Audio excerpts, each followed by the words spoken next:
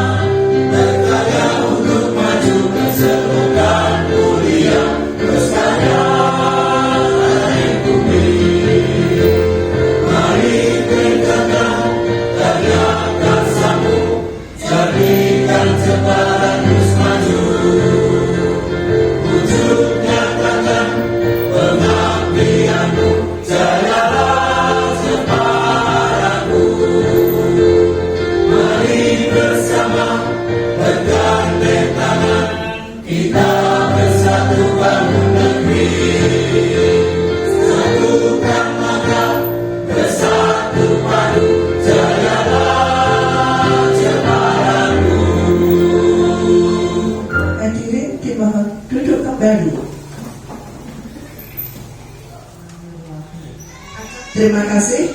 Acara yang kedua yaitu sambutan kepala sekolah.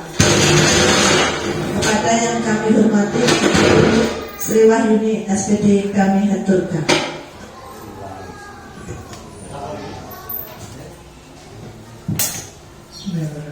Assalamualaikum warahmatullahi wabarakatuh.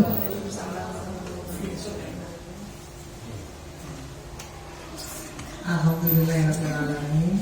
Wabisrahmi syadani wa yasyuri amri wahlul uqdatan min lisani yafqahu qawli. Amma ba'du.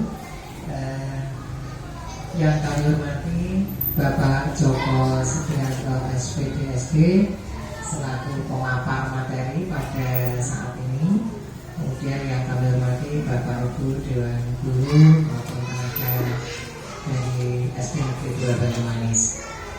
Pertama, marilah senantiasa kita panjatkan puji syukur kehadirat Allah SWT, Tuhan Yang Maha Esa, karena limpahan rahmat-Nya sehingga pada saat ini kita masih diberikan sehat, bisa berkumpul di acara desiminasi yang nanti akan dipaparkan oleh Bapak Joko Setianto selaku guru calon guru pemuda. Bapak Ibu yang kami hormati, pada saat ini nanti untuk menyingkat waktu, Bapak Joko Setianto SPD nanti akan memaparkan tentang budaya positif yang selalu dilakukan di sekolah. Nah, budaya positif yang telah dilakukan di sekolah kita utamanya antara lain untuk kegiatan di pagi hari, anak-anak sudah berdoa bersama, membaca Asmaul Husna bersama dipimpin oleh guru agama maupun anak-anak yang ditunjuk untuk memimpin doa tersebut. Kemudian yang agama selain Islam juga doa bersama di tempat yang berbeda dipimpin oleh guru maupun anak-anak juga. Kemudian ada juga kegiatan Jumat Amal di hari Jumat setelah doa bersama anak-anak kemudian mengumpulkan sedikit, menyisihkan dari sangu mereka. Yang ketiga ada juga kegiatan untuk sholat berjamaah. Ini ada kendalanya juga, ya, karena meskipun anak-anak bisa melaksanakan sholat zuhur berjamaah, tetapi untuk di saat-saat kemarau untuk berwudu, anak-anak air yang digunakan untuk berwudu kadang terkendala karena sumber air di sekolah kita tidak begitu banyak, sehingga guru agama mengambil teknis lain. Sholat jamaah tetap berjalan, digilir setiap kelas berbeda hari untuk mencukupkan air yang digunakan wudhu untuk anak-anak. Kemudian selain kebiasaan yang baik, yang positif, yang sudah membudaya di SD Negeri 2 Banyumanis, SD Negeri SD kita, ada juga yang terkait dengan hukuman maupun sanksi bagi anak-anak yang melanggar tata tertib maupun melanggar aturan-aturan yang diberlakukan di sekolah. Namun hal tersebut kadang menimbulkan pro kontra, ya Bapak Ibu, ada dari wali murid misalkan tidak berkenan untuk anaknya diberikan sanksi, meskipun sanksi tersebut tidak memberatkan dan tidak menghukum secara fisik untuk anak-anak, tetapi hal ini kadang menjadi kendala. Nah, nanti akan dipaparkan oleh Pak Joko Setianto terkait dengan budaya yang telah kita laksanakan di sekolah kita maupun hukuman atau sanksi yang mungkin terkendala di SD kita. Nanti akan dipaparkan. Mudah-mudahan apa yang nanti dipaparkan oleh Pak Joko Setianto bermanfaat untuk kita semuanya, utamanya di di SD Negeri 2 Banyumanis. Kurang lebihnya itu ya Pak Joko untuk mengawali materi yang akan nanti disampaikan oleh Pak Joko, dan mohon untuk teman-teman dari guru maupun tenaga dari sekolah bisa mengikuti pemaparan materi yang akan disampaikan oleh Pak Joko Setianto dengan baik dan tidak meninggalkan acara ini sebelum acara selesai. Saya kira itu Pak Joko, mudah-mudahan berhasil dengan baik. Dan mohon maaf bila ada tutur kata yang kurang berkenan di hati pendengar. Selebihnya, kurang lebihnya mohon maaf. Terima kasih. Bila cukup boleh beliau. Assalamualaikum warahmatullahi wabarakatuh.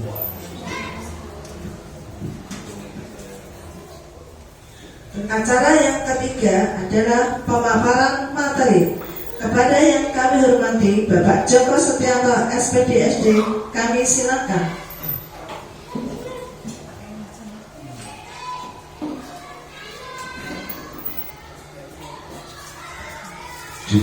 Assalamualaikum warahmatullahi wabarakatuh. Selamat siang, salam sejahtera untuk kita semua. Pada yang terhormat Ibu Sri Wahyuni, Kepala SD 2 Banyumanis.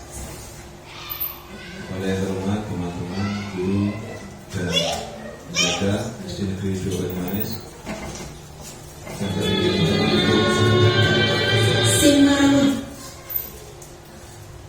Dan kepada ibu dari TK yang saya hormati, pertama-tama marilah kita senantiasa mengucapkan puja dan puji syukur kepada Allah Subhanahu wa Ta'ala bahwasanya pada siang hari ini kita dapat dipertemukan kembali di kelas 1 SD Negeri 2 Banyumanis dalam rangka kegiatan diseminasi sesi berbagi budaya positif. Saya berterima kasih sekali pada panjenengan semua bahwasanya pada siang hari ini panjenengan saged melalui undangan dari kami untuk menjalankan tugas, yaitu sebagai untuk memenuhi tugas saya, yaitu satu ditembak untuk berkaitan dengan budaya positif. Perkenalkan, nama saya Joko Setianto, SPD CGP Angkatan 11 Kabupaten Jepara. Bapak Ibu yang saya hormati, bahwa agenda pada siang hari ini berkaitan dengan disiplin positif dan nilai-nilai kebajikan universal, teori motivasi, hukuman dan penghargaan, restitusi, selanjutnya kebutuhan dasar manusia, restitusi 5 posisi kontrol, restitusi segitiga, restitusi. Bapak Ibu yang saya hormati, kita ketahui bahwa selama ini mungkin kita tidak terpikirkan bagaimana kita menanamkan budaya positif di sekolah kita. Bagaimana kita membimbing anak, mendidik anak untuk selalu melakukan kegiatan-kegiatan yang positif. Selanjutnya yaitu disiplin positif dan nilai-nilai kebajikan universal. Perubahan paradigma kegiatan kepala tangan. Bapak Ibu mungkin bisa membayangkan dengan di sini ada A dan B. Misalkan panjenengan dan teman panjenengan. Panjenengan menyobek sebuah kertas, secari kertas, dan Bapak Ibu di situ menuliskannya. Dan salah satu tangan dari Bapak Ibu ini menggenggam erat, menggenggam erat benda tersebut dengan sekuat tenaga. Teman Bapak Ibu berusaha untuk meminta, dengan berbagai cara, merebut ataupun apa, ini untuk memberikan benda tersebut, mungkin dengan ancaman atau dengan merayu, apa saja agar kepala tangan Bapak Ibu ini bisa terbuka. Dengan adanya hal tersebut, kira-kira apa Bapak Ibu yang mungkin nantinya yang akan terjadi? Mungkinkah panjenengan ini tanpa dipaksakan memberikan genggaman tangannya jenengan ini kepada yang meminta atau mempertahankan? Yang pertama, kira-kira apakah Anda membuka kepalan tangan Anda? Mestinya di situ ada mengapa, misalkan panjenengan ini membuka, alasannya apa? Yang kedua, apakah Anda menutup kepala tangan Anda? Mengapa? Apa alasan Anda tetap menutup kepala tangan Anda? Yang ketiga, di dalam kegiatan ini sesungguhnya siapa yang memegang kontrol, memegang kendali atau kontrol untuk membuka atau menutup kepala tangan. Jadi dalam hal ini kita ini mempunyai yang mengepal, berarti di situ kita mempunyai peran. Ini misalkan kertas ini saya berikan kepada Anda dengan sukarela atau dengan paksaan atau dengan lain. Begitu juga dengan kegiatan kita sehari-hari berkaitan dengan pembelajaran di kelas kita. Ini yang memegang kontrol adalah kita. Bagaimana kita ini dapat mengarahkan anak untuk melakukan hal-hal yang baik atau tidak. Ini. Jadi sekali lagi saya tekankan bahwa kontrol ada pada diri Bapak Ibu semua. Di sini ada ilusi guru mengontrol murid. Pada dasarnya kita tidak dapat memaksa murid untuk berbuat sesuatu jikalau murid tersebut memilih untuk tidak melakukan. Ini dari William Glasser. Jadi kita ini anak-anak kita, anak-anak kita semua, Bapak Ibu ini bagaimana ini kita tidak dapat memaksakan murid untuk berbuat sesuatu jika murid tersebut memilih untuk tidak melakukan. Ini. Yang kedua, ilusi yang kedua bahwa semua penguatan positif, efektif dan bermanfaat. Penguatan positif atau bujukan adalah bentuk-bentuk kontrol. Segala usaha untuk mempengaruhi murid agar mengulangi suatu perilaku tertentu adalah suatu usaha untuk mengontrol murid tersebut.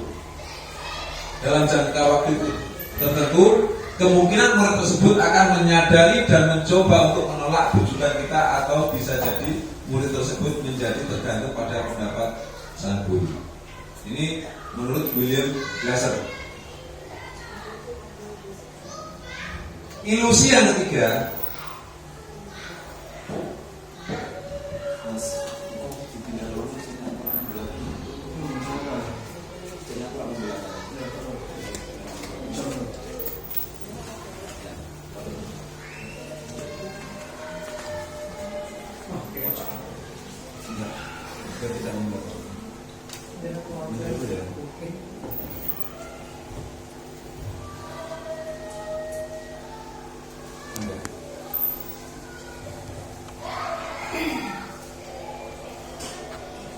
ilusi bahwa kritik dan membuat orang merasa bersalah dapat menguatkan karakter.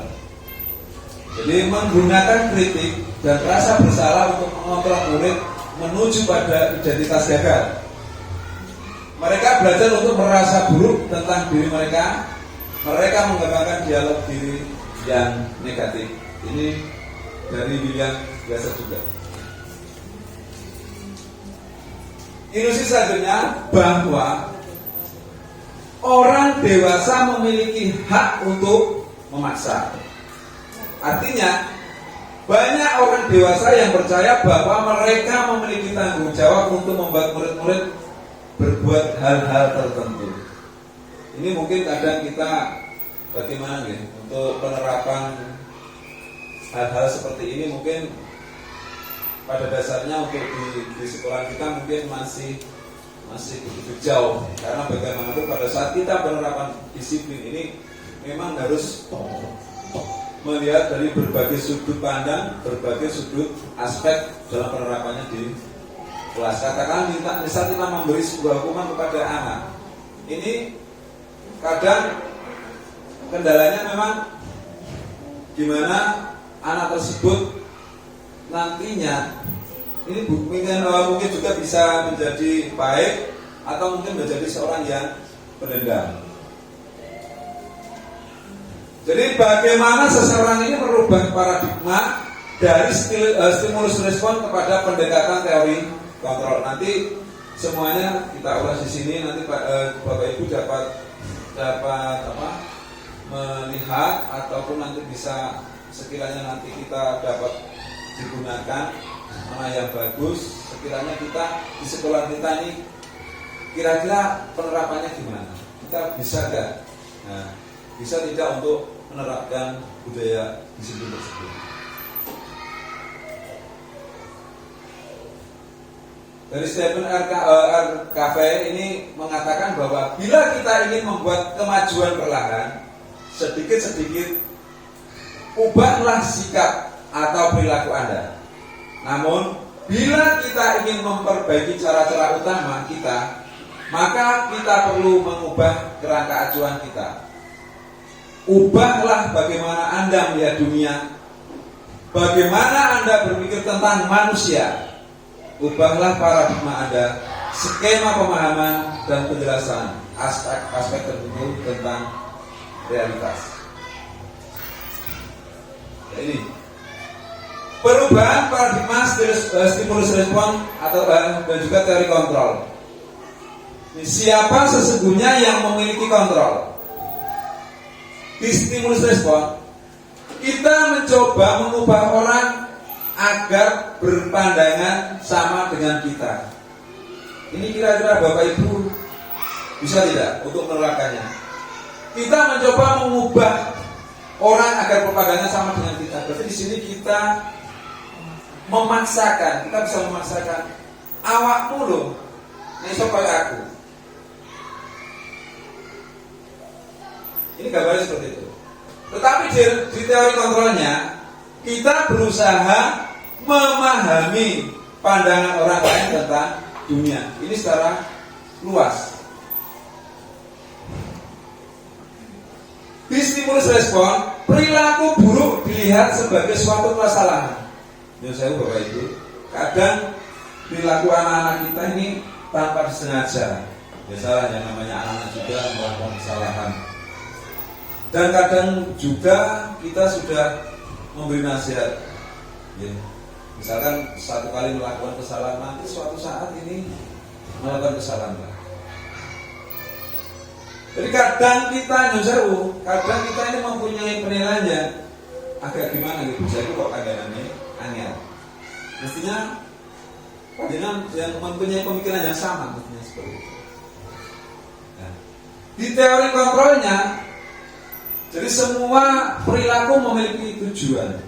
Jadi mungkin pada saat anak-anak yang melakukan suatu kesalahan ini sebetulnya mempunyai suatu tujuan. Karena itu apa? Tetapi karena di situ kita tidak mungkin bisa memahami karena bocah ini seperti apa.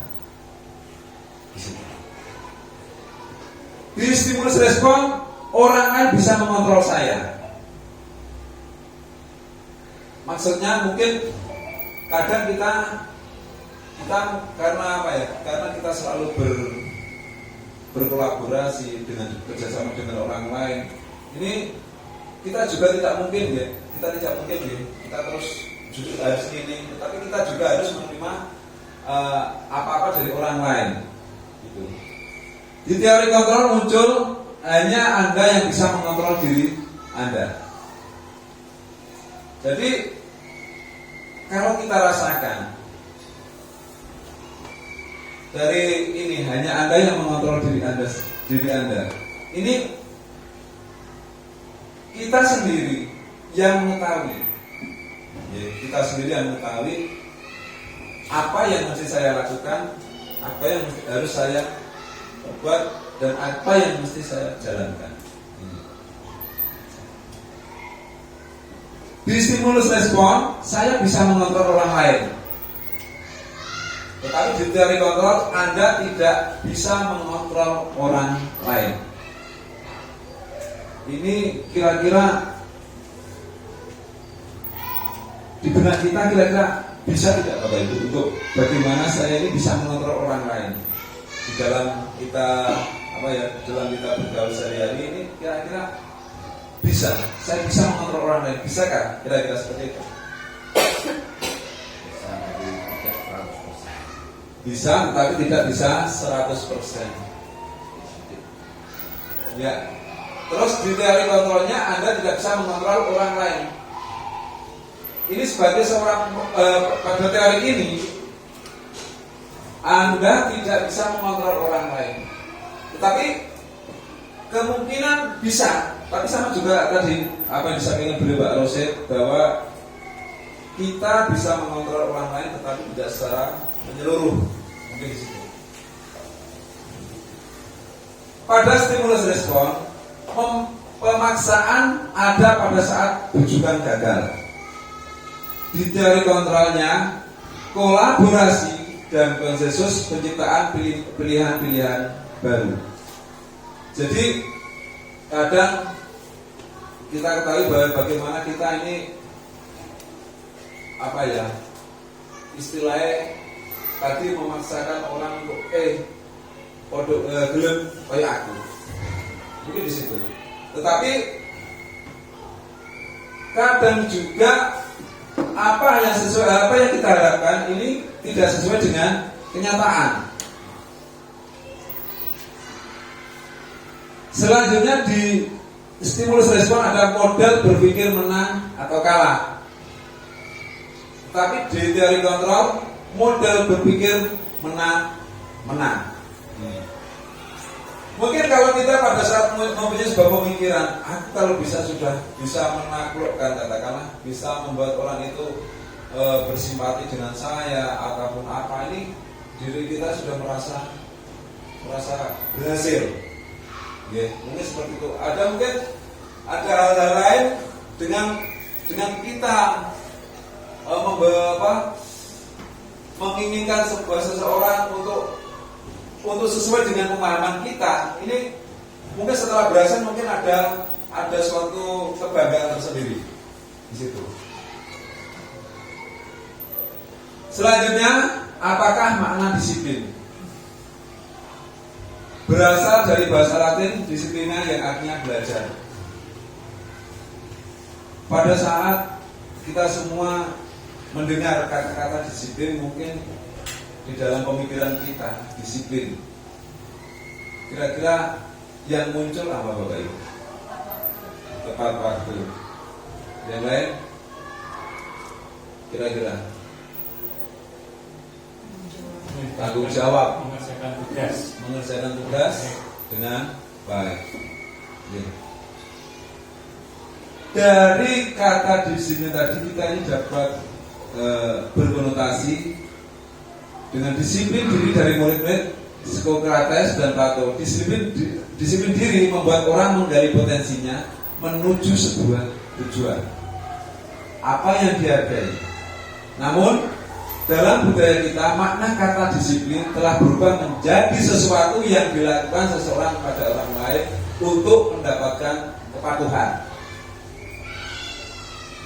Kecenderungan umum adalah menghubungkan kata disiplin dengan ketidaknyamanan, bukan dengan apa yang kita hargai atau pencapaian suatu tujuan mulia. Bapak Ibu, kadang kita sendiri merasakan kita sudah terlalu nyaman dengan mungkin seperti contoh yang mungkin kita laksanakan sehari-hari. Mungkin pada saat kita sudah terlalu nyaman, apa tugas-tugas yang harus kita penuhi, sedangkan di situ kita sudah terlewatkan begitu lama, kita di zona nyaman. Ketika kita untuk diminta, bagaimana kita harus cepat menyelesaikan tugas-tugas yang harus kita kerjakan, di situ mungkinnya ada perasaan ketidaknyamanan. Saya yakin itu pasti ada. Biasanya tanpa mengerjakan katakanlah contoh kecil kecil, misalkan kita berkaitan dengan administrasi kelas, mungkin karena kita sudah kepancal beberapa minggu atau bulan, nanti yang depan-depan ini kita memang agak malas. Itu dari situ. Dan di sini muncul yang namanya tidak kenyamanan. Jadi pada saat kita mendengar kata disiplin, apa yang terbanyak di benak Anda, apa yang terlintas di pikiran Anda, kebanyakan orang akan menghubungkan kata disiplin dengan tata tertib, teratur, dan kepatuhan pada peraturan. Kata disiplin juga sering dihubungkan dengan hukuman, padahal itu sesungguhnya berbeda. Karena belajar tentang disiplin positif tidak harus dengan memberi hukuman. Justru itu adalah salah satu alternatif terakhir, dan bila perlu kita digunakan, tidak perlu digunakan sama sekali. Bapak Ibu yang saya hormati, bahwa dalam pelaksanaan kegiatan pembelajaran kita memang sering dihadapkan dengan yang namanya kenakalan pada siswa. Karena kita menyadari bahwa anak-anak ini mungkin mempunyai latar belakang kehidupan yang berbeda, sehingga anak-anak ini mungkin, kalau dapat saya katakan, mungkin dengan melakukan kesalahan itu sebetulnya anak-anak ini minta untuk diperhatikan. Tetapi penilaian kita mungkin di situ sudah lain. Oh, bocah itu dikandani angel, nanti munculnya dikasih hukuman. Jadi ada kasus kasih dua badan yang ada mau berdoa. Nah, ini kasus tiap pagi gak mau biar. Nah, ini memang perlu digali, Pak. Nanti kita bisa mencari. Ini sebetulnya kenapa anak tersebut tidak mau berdoa? Mungkin dia ini mempunyai suatu alasan, Pak. Gini ya, aku kok mau. Mungkin atau kita kita ini mungkin perlu memberi perhatian yang khusus. Jadi memang menggali informasi ini penting, Pak. Jadi menggali informasi latar belakang bocah ini sebetulnya ada apa. Jadi kita tidak bisa langsung mengeksekusi ini salah dan kita memberi hukuman itu kurang tepat. Selanjutnya yaitu nilai-nilai kebajikan universal. Nilai-nilai kebajikan adalah sifat-sifat positif manusia yang merupakan tujuan mulia yang ingin dicapai setiap individu. Nilai-nilai tersebut bersifat universal dan lintas bahasa, suku, bangsa, agama maupun latar belakang. Jadi setiap perilaku atau perbuatan memiliki suatu tujuan. Ini dari Dr. William Glasser pada teori kontrol 1984. Dengan mengaitkan nilai-nilai kebajikan yang diyakini seseorang, maka motivasi intrinsiknya akan terbangun, sehingga menggerakkan motivasi dari dalam untuk dapat mencapai tujuan mulia yang diinginkan. Ini dari Diana Gosen 1998.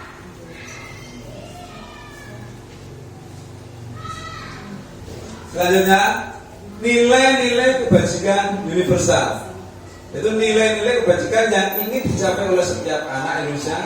Kita kenal dengan profil pelajar Pancasila: beriman, bertakwa kepada Tuhan Yang Maha Esa, dan berakhlak mulia, mandiri, bernalar kritis, berkebinekaan global, bergotong royong, dan kreatif. Bapak Ibu yang saya hormati, bahwa kita sudah melaksanakan kegiatan-kegiatan tersebut. Bagaimana kita ini menanamkan sifat-sifat yang secara menyeluruh kepada anak. Ini berkaitan dengan pencapaian tentang profil pelajar Pancasila. Ini yang pertama tentang beriman. Ini kita sudah melaksanakan kegiatan-kegiatan berkaitan dengan keagamaan. Ini dan berakhlak mulia ini kita juga sudah melaksanakan kegiatan berkaitan itu. Bernalar kritis ini Bapak Ibu ini sudah membiasakan anak-anak untuk di dalam kegiatan pembelajaran ini sudah melaksanakan kegiatan yang namanya kita sudah diskusi. Berkebinekaan global, anak-anak sudah mengetahui keragaman suku, keragaman agama, keragaman budaya. Anak-anak sudah menjalankan yang namanya toleransi beragama. Bergotong royong ini jelas sudah berjalan. Kreatif, mungkin kalau yang berkaitan dengan kreatif ini bagaimana ini kita ini menggali potensi anak-anak. Kita ketahui bahwa setiap anak ini mempunyai potensi yang berbeda, dan bagaimana kita ini mencari bocah kilo senangannya Allah.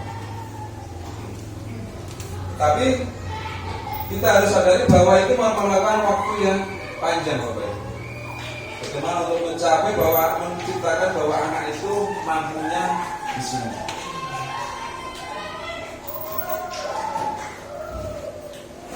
Selanjutnya yaitu ada teori motivasi, hukuman, dan penghargaan restitusi. Ada teori motivasi perilaku manusia. Motivasi eksternal ini yang berasal dari luar untuk menghindari ketidaknyamanan atau hukuman. Apa yang akan terjadi apabila saya tidak melakukannya? Lagi-lagi ini motivasi eksternal atau yang dari luar, yaitu untuk menghindari ketidaknyamanan atau hukuman. Apa yang akan terjadi apabila saya tidak melakukannya? Yang kedua, untuk mendapatkan imbalan dari orang lain atau institusi apa yang akan saya dapatkan apabila saya melakukannya. Sedangkan untuk motivasi internal ini dari dalam diri ini, untuk menghargai diri sendiri, saya akan menjadi orang yang seperti apa bila saya melakukan. Ini sebetulnya muncul pada benak kita, ya. Pada dasarnya pada saat mau melakukan sebuah perbuatan, ini sebenarnya sudah harus berpikir panjang. Paling tidak misalkan saya melakukan perbuatan ini, tetapi biasanya faktor yang mendorong dari luar ini, kalau anak-anak kita mungkin ya, biasanya untuk kenakalan anak-anak pada saat ini memang sudah agak lumayan gitu. Kita menyadari bahwa anak-anak ini di luar semakin kesini ini pergaulan anak-anak semakin luas, semakin luas. Ini dari faktor luar, contoh yang kita lihat ini yang memang sudah terjadi ya. Anak-anak sekarang sudah melek yang namanya teknologi. Jadi penggunaan HP. Anak-anak kita sudah sering menggunakan HP. Dan di sini Bapak Ibu, di sini bagaimana ini kita mengontrol anak, bagaimana kita mengontrol anak untuk berperilaku yang baik. Tapi Bapak Ibu mestinya merasakan anak-anak sekarang ini dikendalikan lebih sulit. Gimana Bapak? Itu memang jujur. Pada saat kita mau melakukan sebuah hukuman ataupun apa, pada saat dulu mungkin Pak Jenas sebelum mengetahui tentang teori-teori ini, mungkin pada saat memberi hukuman mungkin dibentaklah ataupun apa secara verbal, dikatakan diomongi agak keras lah. Dan sebetulnya kalau amati dari sini itu sangat baik. Bagaimana kita ini melakukan proses pendekatan, ya seperti tadi, menggali jati diri anak itu sendiri. Kenapa bocah ini kok sampai melakukan seperti ini? Mungkin dari rumah ada apa. Jadi kita tidak bisa memutuskan Bapak Ibu bahwa anak itu bedul ataupun anak itu salah terus wajib diberi hukuman itu. Tidak. Paling tidak ini kita tahu permasalahan anak bocah itu kenapa.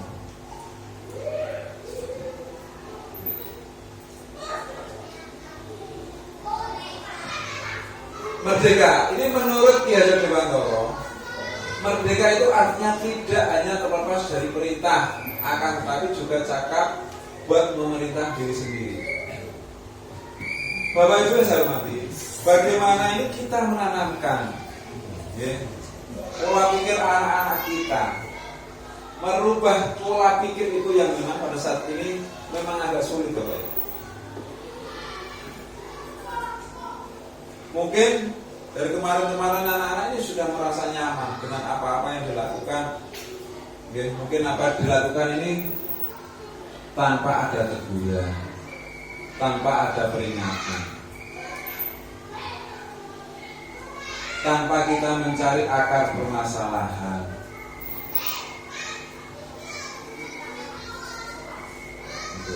Jadi intinya bagaimana ini kita memang di sini memang banyak sekali kendala-kendala berkaitan dengan kenakalan anak-anak kita yang semakin kesini ini memang kayaknya bukan berkurang, bukan semakin berkurang, tetapi bisa juga malah bertambah. Ini juga tidak terlepas dari peran orang tua yang ada di rumah Bapak Ibu. Mungkin dari panjenengan pernah menanyakan ke anak-anak, misalkan kegiatan itu berkaitan dengan kegiatan di rumah.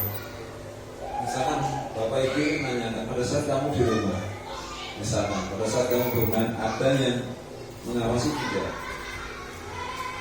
Mestinya dijawab, rata-rata jawabannya pada anak mestinya tidak. Jadi dalam hal ini anak-anak itu di rumah itu sudah bebas.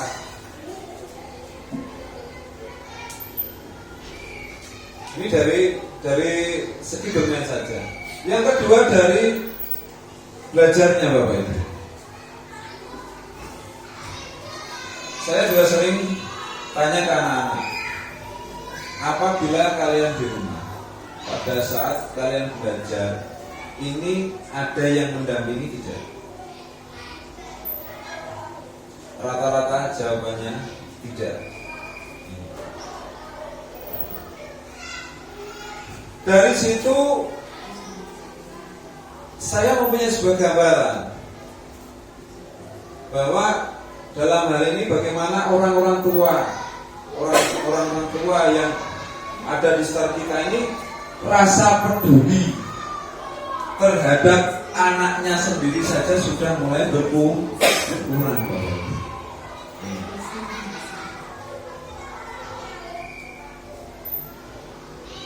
Saya yakin mungkin kalau orang tua dari anak-anak kita ini ada perhatian khusus mungkin pada saat bermain, nek dolan ojo atau itu seni nek dolan ojo katakanlah sing menggunakan bahan-bahan yang sekiranya berbahaya, yang sekiranya dapat merugikan orang lain. Mungkin saat ini sudah tidak ada Bapak Ibu.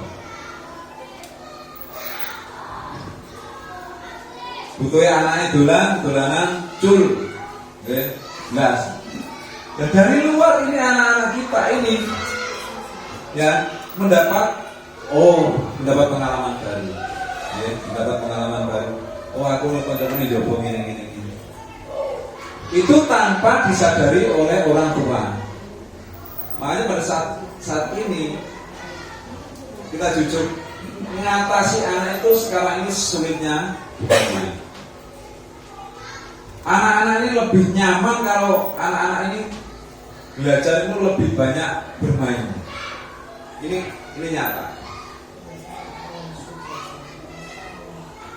Selanjutnya yaitu apa itu restitusi?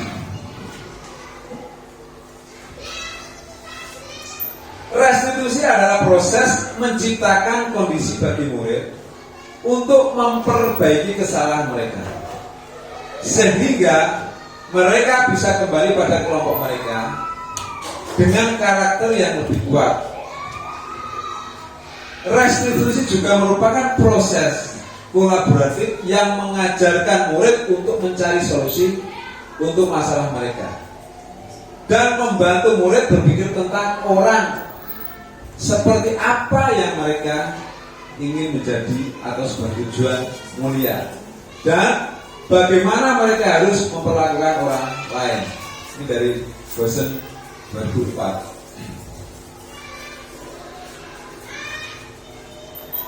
9 ciri-ciri restitusi. Yang pertama, bukan untuk menebus kesalahan, namun untuk belajar dari kesalahan. Bapak Ibu yang saya hormati, kalau kita amati anak-anak saat ini, pada saat melakukan kesalahan, ini cenderung perasaan bersalah itu kelihatannya tidak ada. Ini Bapak Ibu sebetulnya merasakan atau tidak? Suatu ketika anak-anak melakukan kesalahan, rasa bersalah itu kayak tidak muncul. Gimana Bapak? Dan bagaimana anak-anak ini tidak berusaha mengisi caranya?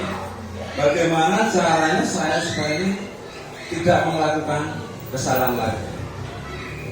Ini anak-anak di sini tidak pernah berpikir ke arah situ.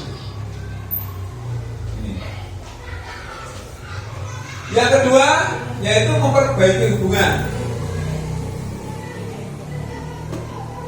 Kalau ini terjadi biasa pada anak-anak, mungkin terjadi yang jelas kasus yang sering terjadi biasanya anak-anak ini menjadi teman, ya, menjadi teman.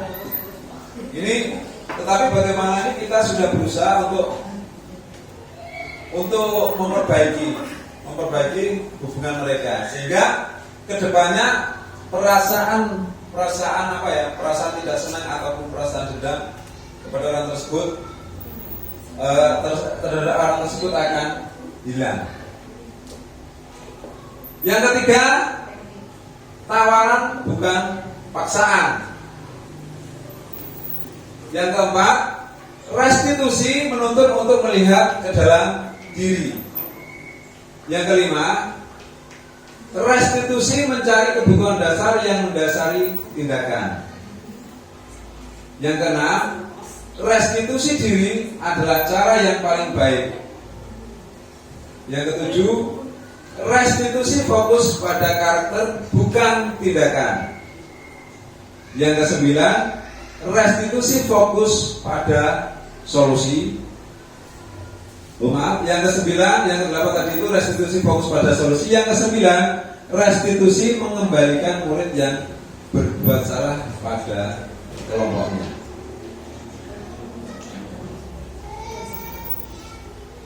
Dari 9 ciri-ciri restitusi, kita dapat melihat di sini ada 2 kegiatan, yaitu identitas gagal. Di sini ada hukuman.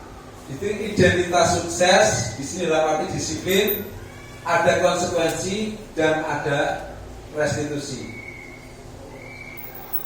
Identitas gagal, hukuman di sini sesuatu yang menyakitkan harus terjadi. Bapak Ibu guru, bahwa kadang ini pada saat kita memberi sebuah hukuman pada anak, ini kadang membuat anak tersebut ini mempunyai perasaan dendam ke kita. Mungkin bisa itu terjadi, ya, sehingga mungkin di satu sisi bagaimana setelah kita melakukan suatu proses pendekatan, bagaimana kita ini menggali informasi tentang latar belakang, ya tadi seperti tadi, kenapa kok bisa seperti ini. Mungkin dengan memberi pendampingan atau memberi sebuah wawasan bahwa apa yang kamu lakukan salah, ataupun dengan cara-cara yang baik, mungkin nantinya anak ini tidak mempunyai perasaan dendam ke kita. Dan konsekuensinya apa? Ini sesuatu yang harus terjadi. Adapun restitusinya adalah merupakan pilihan. Identitas gagal yang kedua, tidak nyaman untuk murid atau anak untuk jangka waktu panjang. Konsekuensinya, tidak nyaman untuk murid atau anak untuk jangka waktu pendek. Adapun restitusinya, ini menguatkan murid untuk murid atau anak dalam jangka waktu yang panjang. ini. Jadi Bapak Ibu guru mungkin dapat melakukan, yaitu yang namanya proses pendekatan tadi. Dengan begitu, setelah melakukan kesalahan, anak-anak diberitahu atau mungkin diberi penjelasan, dengan adanya hal ini mungkin pada akhirnya anak-anak kita ini akan merasa nyaman. Tetapi kelihatannya apabila kita ngasari, katakanlah, misalnya kalau kata kasaran ini ngomongin mungkin agak kasar ataupun katakanlah menghardik, mungkin jadinya anak-anak itu bisa menjadi benci terhadap kita. Identitas gagal yang ketiga yaitu korban atau korban mendapatkan keadilan. Terus konsekuensinya korban bisa diabaikan. Yang restitusi, korban mendapat ganti rugi. Ini mungkin terjadi apabila mungkin kasusnya mungkin di sekolah ya agak fatal ya, mungkin anak-anak ini melakukan sebuah kekerasan yang bisa mengakibatkan anak-anak yang lain ini cedera. Ini mungkin arahnya ke situ. Selanjutnya yaitu identitas gagal. Murid atau anak akan tersakiti. Konsekuensi murid atau anak dibuat tidak nyaman. Dan restitusinya adalah murid atau anak mendapatkan penguatan. Nah, bagaimana kita ini mendorong anak-anak ini selalu kita melakukan hal-hal yang sekiranya anak-anak ini, bagaimana kita ini berbuat sekiranya anak ini nyaman dengan kita, sehingga dengan hal ini mungkin anak-anak untuk melakukan sebuah kesalahan ini akan sedikit berkurang. Selanjutnya dihukum oleh penghargaan. Alfie Kohn diponis di Reward 1993, wawancara ASCD Annual Conference Maret 1995 ini mengemukakan baik penghargaan maupun hukuman adalah cara-cara mengontrol perilaku seseorang yang menghancurkan potensi untuk pembelajaran yang sesungguhnya. Menurut Kohn, secara ideal tindakan belajar itu sendiri adalah penghargaan sesungguhnya. Nyuwun sewu Bapak Ibu. Menurut panjenengan pada saat anak-anak berprestasi ini pemberian hadiah ini menurut Bapak Ibu betul atau salah? Betul ya. Jadi menurut Bapak Ibu memberi hadiah pada saat berprestasi pada anak-anak yang berprestasi itu betul. Tetapi tidak ada salahnya Bapak Ibu bahwa memberi hadiah ini juga bisa menghancurkan karakter anak tersebut itu sendiri. Contohnya gini, mungkin pada saat anak-anak di situ kita, misalkan kalian yang juara, tak kasih hadiah uang segini. Di satu sisi itu ada baiknya Bapak Ibu. Di sisi lain ada jeleknya. Jadi mungkin dengan adanya hadiah ini anak-anak yang dipikirkan kepiye carane aku butuh hadiah. Dengan begitu mungkin anak-anak akan gimana ya cara katakanlah cara kasar ini bisa melakukan hal-hal yang kurang baik. Karena apa? Di situ yang penting aku bisa untuk juara. Jadi sebetulnya baik untuk pada saat anak-anak berprestasi kita memberi sebuah hadiah itu baik, tetapi di situ dengan jelas ada dampaknya.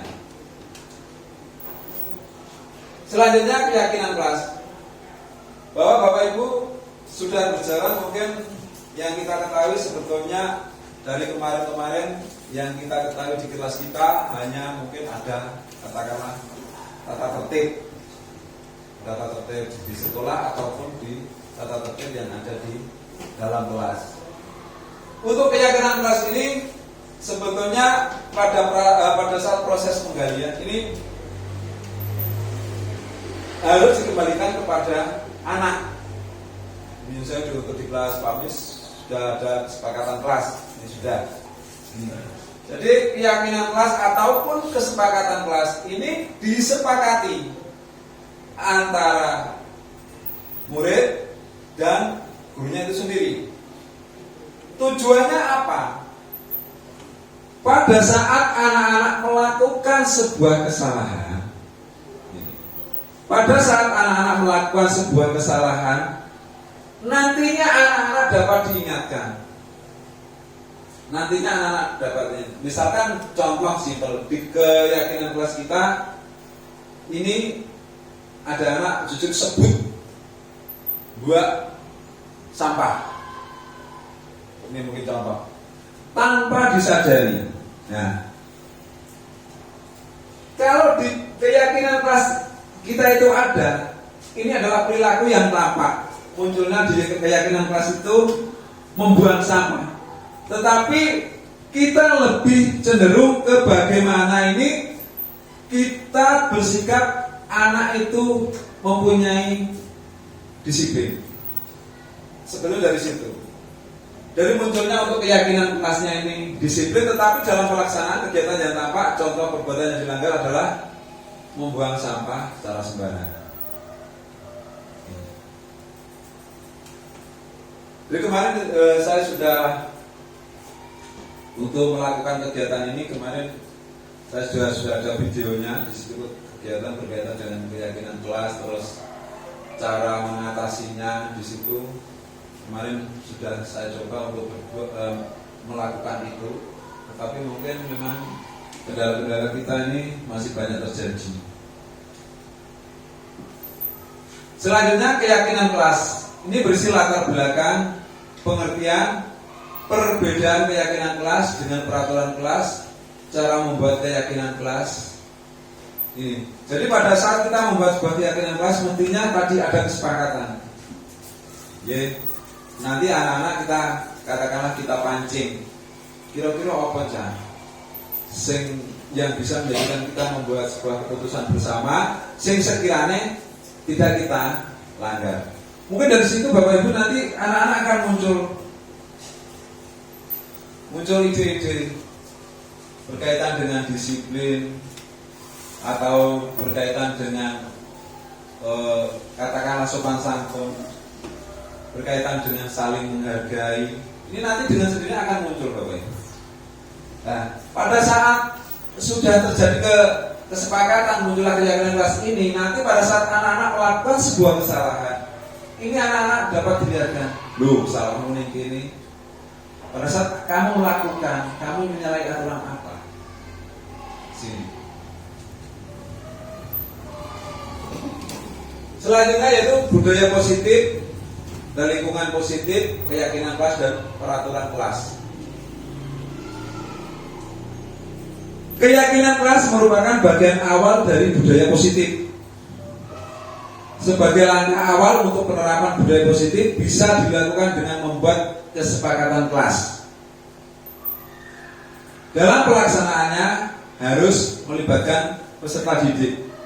Jadi anak-anak memang kadang gini loh Bu, kalau memang anak-anak dipancing, ini sebetulnya anak-anak ini mau mengutarakan unek-uneknya. Tapi tidak semua anak-anak mau Bapak Ibu. Itu biasanya sing belum ngomong itu bocah sing kedel-kedel. Tapi memang pada dasarnya kalau anaknya bersifat pendiam, memang sulit Bapak Ibu.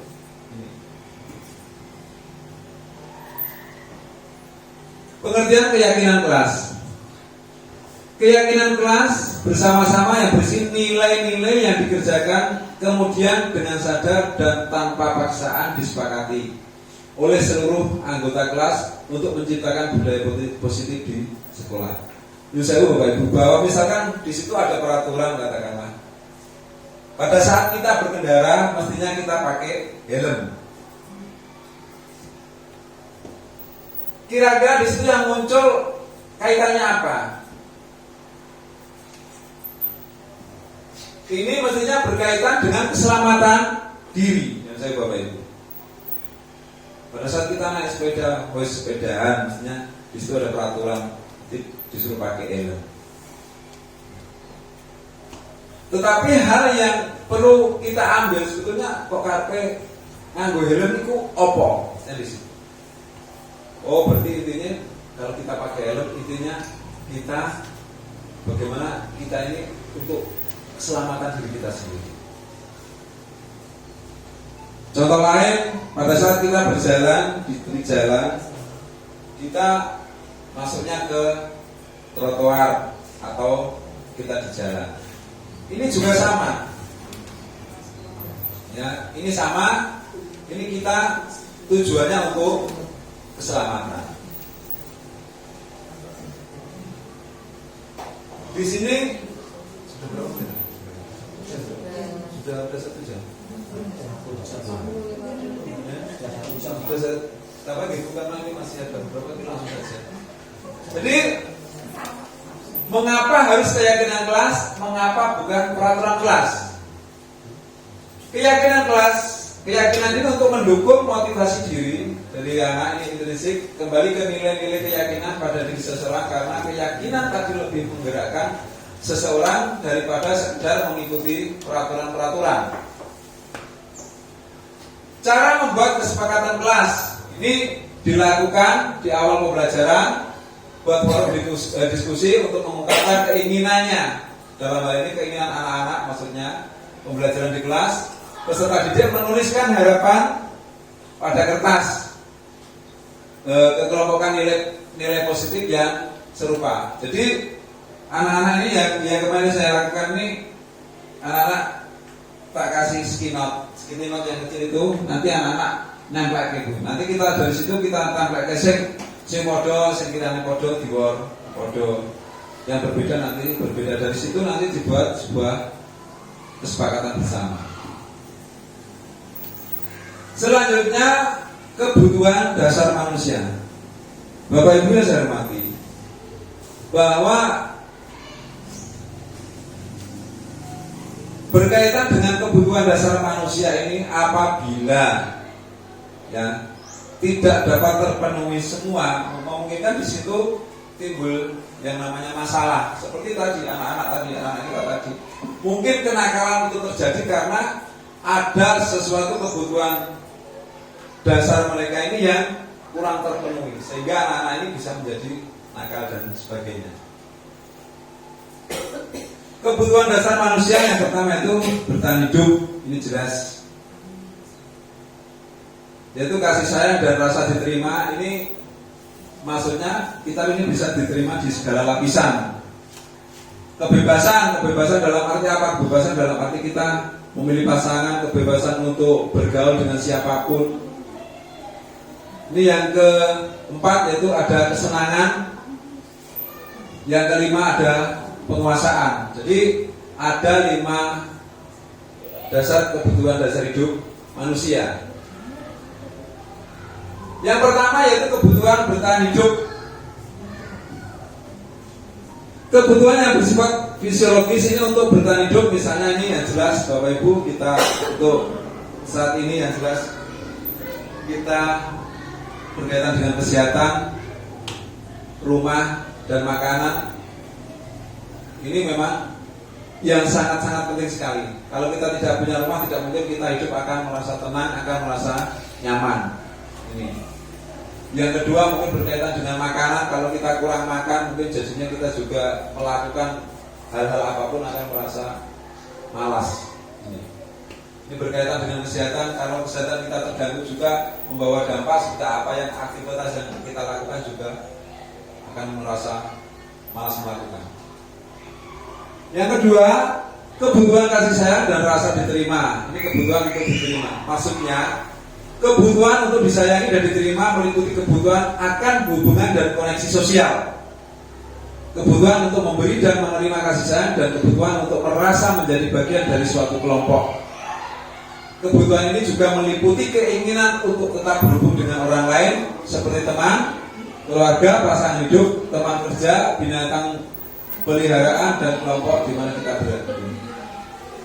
Jadi pada dasarnya bahwa kita hidup ini ya berhubungan dengan kebutuhan kasih sayang dan rasa diterima ini, kita akan merasa nyaman, kita akan merasa tenang apabila kita ini merasa diterima di segala lapisan, Bapak Ibu.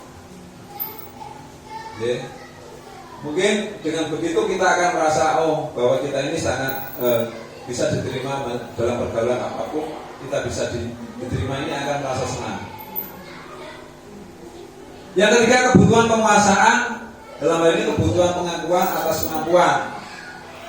Kebutuhan ini berhubungan dengan kekuatan untuk mencapai sesuatu, menjadi kompeten, menjadi terampil, diakui atas prestasi dan keterampilan kita, didengarkan dan memiliki rasa harga diri.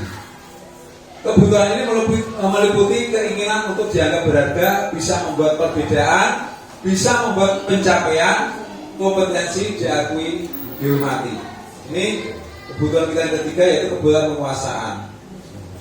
Selanjutnya, kebutuhan kebebasan dalam hal kebutuhan akan pilihan.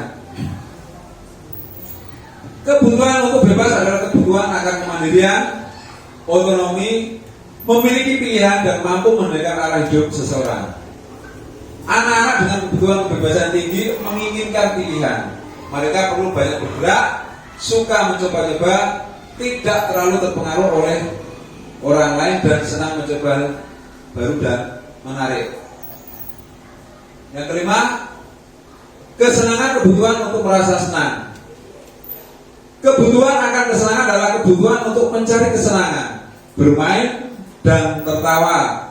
Bayangkan hidup tanpa kenikmatan apapun betapa menyedihkan. Glaser menghubungkan kebutuhan akan kesenangan dengan belajar.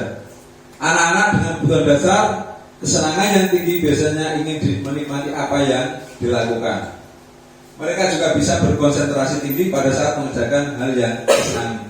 Bapak Ibu, kalau anak-anak ini merasa apa yang disenangi, contohnya kalau yang kita rasakan yang jelas pada saat ini, anak yang disenangi misalkan contohnya gambar.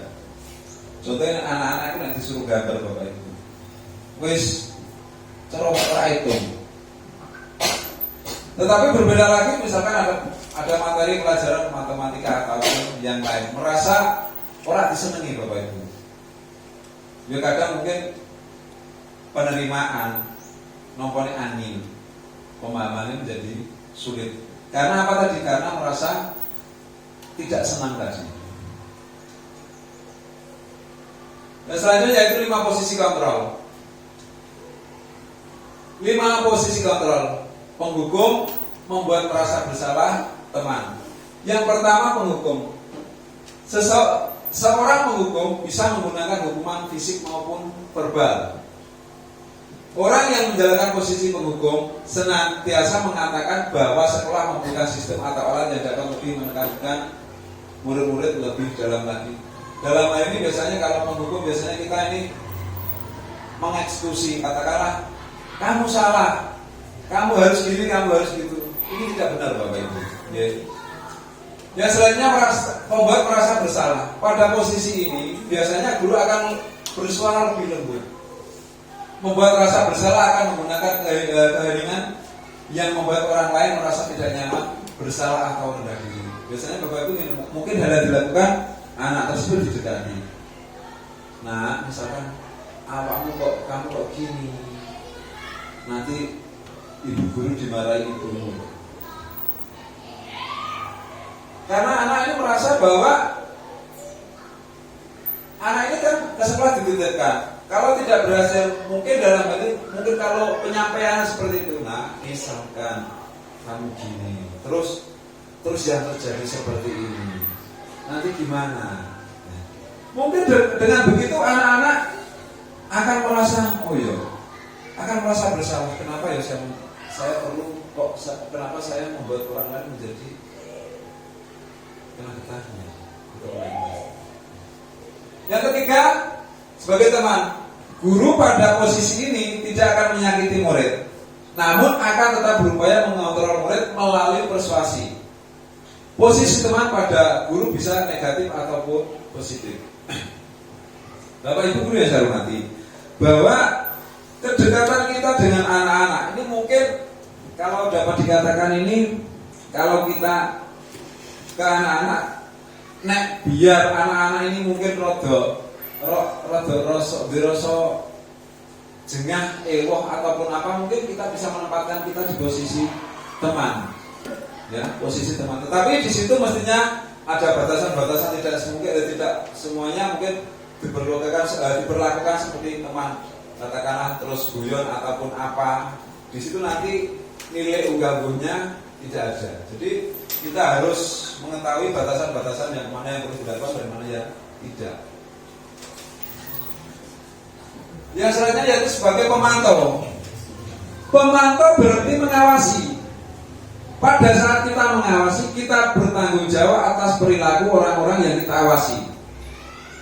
Posisi pemantau berdasarkan pada peraturan-peraturan dan konsekuensi.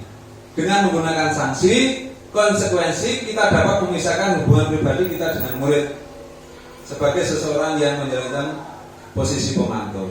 Yang kelima yaitu manajer. Manajer adalah posisi di mana guru berbuat sesuatu bersama dengan murid, mempersilahkan murid mempertanggungjawabkan perilakunya, mendukung murid agar dapat menemukan solusi atas permasalahan sendiri. Biasanya ini mungkin anak-anak dapat dipancing Bapak Ibu. Kenapa kamu bisa melakukan kesalahan? Mungkin dari situ anak-anak nanti munculnya mestinya di situ anak-anak bisa pulang ini amat gongnya tenopak. Mungkin dari situ kita akan tahu, oh, jadi keinginannya seperti apa. 5 posisi kontrol. Yang pertama, identitas gagal. Motivasinya guru berbuat menghukum, dalam arti menghadik. Biasanya kita mungkin pada saat marah-marah, gue ini, kamu harus seperti ini. Ini posisi kita pada penghukum. Yang kedua, membuat orang merasa bersalah. Tadi dengan cara memberi menyampaikan ke anak dengan bahasa yang halus dan lembut. Ini sebagai teman ini membuat alasan-alasan untuk muridnya, sebagai pemantau menghitung dan mengukur, sebagai manajer mengajukan pertanyaan. Selanjutnya yaitu segitiga restitusi.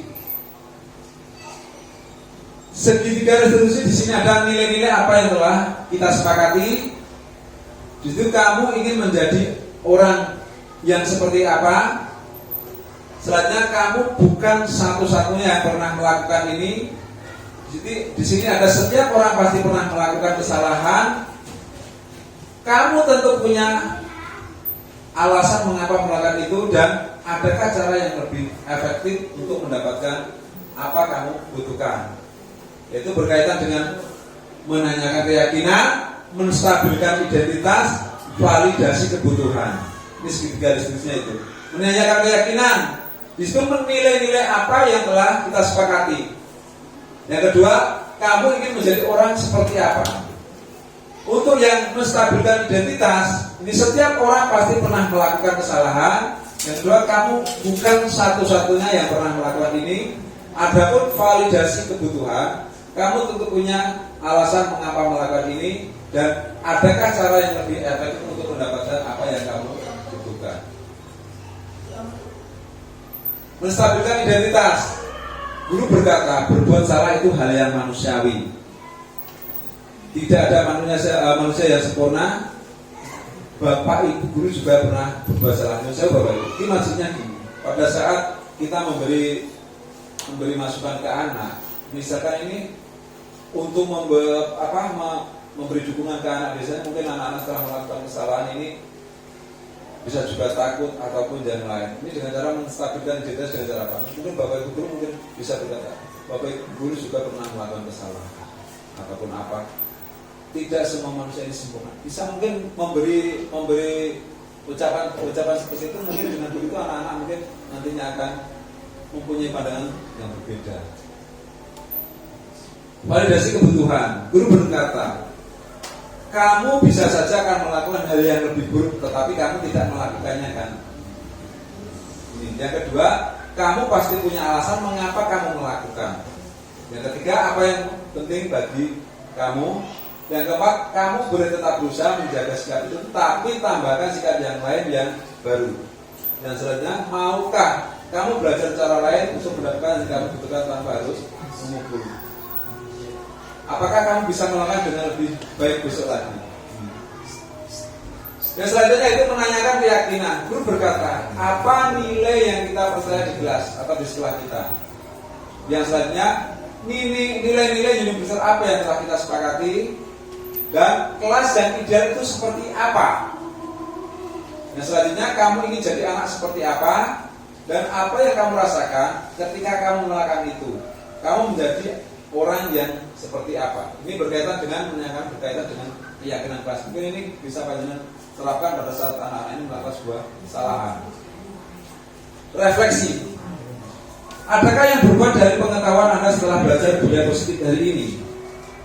Selanjutnya itu Bapak Ibu guru yang saya hormati, mungkin apa yang saya paparkan atau mungkin apa yang saya sampaikan ini masih banyak kekurangan. Mungkin dari panjenengan ini bisa mengambil dari apa yang sudah saya sampaikan tadi, mana yang mesti saya terapkan untuk bagaimana memberi hukuman ataupun memberi solusi terhadap anak-anak. Bapak Ibu guru yang saya hormati, itu paparan dari saya. Atas segala kekurangan saya mohon maaf.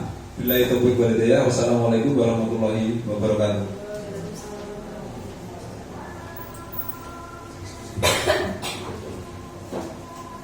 Terima kasih. Acara yang keempat yaitu tanya jawab. Monggo Bapak Ibu, kalau ada yang mau ditanyakan silakan. Terima kasih Pak Seno. Ya. Tadi sudah dipaparkan banyak panjang lebar tentang disiplin dari awal sampai akhir tentang disiplin siswa dalam kelas. Yang saya tanyakan di sini adalah bagaimana panjenengan Pak Joko membangun budaya positif disiplin sekolah. Cara membangun budaya positif disiplin sekolah. Terima kasih untuk pertanyaan dari Pak Ronis. Bagaimana ini cara membangun disiplin positif di kelas? Yang saya lakukan ini biasanya saya tanamkan lebih di awal. Ini tadi Pak Ronis, ini berkaitan dengan mungkin dari dengan keyakinan kelas, bahwa pada saat kita sebelum awal, pada saat kita masuk kemarin kita sudah sepakati ya, pada saat proses pembelajaran apa-apa yang boleh dilakukan pada saat pembelajaran terjadi dan apa-apa yang tidak boleh pada saat pembelajaran terjadi. Apa yang dilakukan? Mungkin dengan hal itu Pak Unis, kalau kita sudah membuat sebuah keyakinan kelas, pada saat anak-anak mau melakukan sebuah kesalahan, kita bisa melihat oh apa yang sudah kita sepakati. Mungkin kita bisa dilihat, misalkan tadi seperti contoh anak-anak tadi Pak Unis, bahwa anak-anak membuat yang sering terjadi memang di sini. Anak-anak secara langsung membuang sampah tidak pada tempatnya. Nah, ini yang terlihat, ini tampak, tampak nyata. Tetapi di keyakinan kelas kita sudah diputuskan, misal ini tidak mengganggu kenyamanan orang lain, atau dalam kata kunci kita bisa mengambil kata sebuah kunci yaitu disiplin. Kalau anak-anak ini sudah melanggar katakanlah tadi, membuang sampah, contoh sudah langsung membuang sampah dengan sembarangan tadi, ini anak-anak dapat kita mungkin secara persuasif anak-anak kita panggil.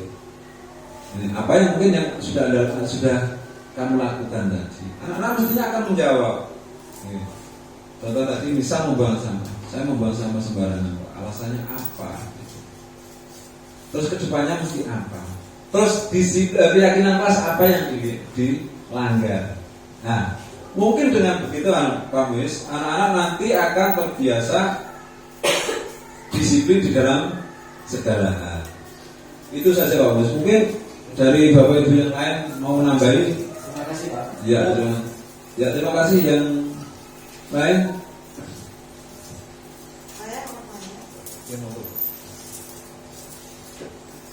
Saya mau tanya itu, mengapa budaya sekolah itu penting dilaksanakan di sekolah? Terima kasih. Pertanyaan dari beliau kami itu mengapa budaya positif itu penting dilaksanakan di sekolah. Bapak Ibu, bahwa kita ketahui bahwa mungkin pada saat ini Bapak Ibu, nilai-nilai tentang budaya di sekolah kita ini anak-anak secara tidak sadar, ini mungkin tanpa disadari mungkin itu ya, tanpa disadari apa-apa yang dilakukan ini sudah kadang sudah melenceng Bapak Ibu tentang nilai-nilai budaya itu sendiri. Contohnya gitu, ini yang memang nyata. Contoh dulu, anak-anak saat ini itu sopan santunnya nyusahu, kayaknya sudah hilang. Di depan Pak Guru butuh liwat blas, gitu betul. Nah lihat, kalau dulu itu anak-anak kalau ketemu Bapak Ibu gurunya pada siang hari atau Pak selamat siang, selamat sore. Nah budaya-budaya seperti ini yang kita rasakan, jujur ini sudah hilang Bapak Ibu. Bisa ketemu gurunya biasa. Gitu betul. Nah, bagaimana ini kita mengembalikan budaya-budaya seperti ini? Ini bisa kembali ke sekolah kita. Jadi dengan bagaimana kita menerapkan budaya positif, paling tidak ini memberi dampak yang sangat besar terhadap perilaku anak-anak di sekolah kita. Bagaimana Bu Tami? Kira-kira mungkin ada lagi dari yang lain? Cukup ya Bapak Ibu? Cukup. Bapak Ibu, sekiranya mungkin itu yang bisa saya sampaikan atas segala kekurangan, saya secara pribadi mohon maaf. Waktu sebenarnya saya kembalikan kepada Bu Tami sebagai pembawa acara. Bapak Ibu yang kami hormati, acara selanjutnya yaitu penutup. Bapak Ibu, acara pada pagi hari ini sampai siang yaitu diseminasi sesi berbagi budaya positif telah kita laksanakan dan akan kita tutup. Sebelum kita tutup, saya selaku pembawa acara, seandainya ada tutur kata kami yang salah dan tingkah laku kami yang kurang berkenan, kami mohon maaf yang sebesar-besarnya. Marilah acara pada pagi hingga siang hari ini kita tutup dengan bacaan hamdalah bersama-sama. Mari kami hantarkan Alhamdulillahirabbil alamin. Terima kasih, selamat siang. Wabillahi taufiq wal hidayah. Wassalamualaikum warahmatullahi wabarakatuh.